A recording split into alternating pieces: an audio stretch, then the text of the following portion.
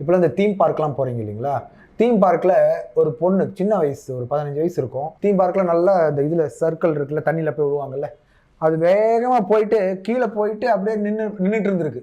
அது முன்னாடி போகலை, அதுக்கு முன்னாடி போகணும்னு தெரில. பின்னாடியே வந்த பொண்ணு நேராக அவள் தலையிலே இறங்கி பட்டுன்னு கழுத்தில் இருக்க எலும்பு போயிடுச்சு. ஸோ சின்ன குழந்தைக்கு 2 கை 2 கால் வராமல் கழுத்தில் இன்ஜுரி ஆகி ஃப்ராக்சர் ஆகி டிஸ்லோகேட் ஆகி வந்து அதை ரெடியூஸ் பண்ணி ஃபிக்ஸ் பண்ணி எல்லாம் சர்ஜரி எல்லாமும் பண்ணியிருக்கோம்.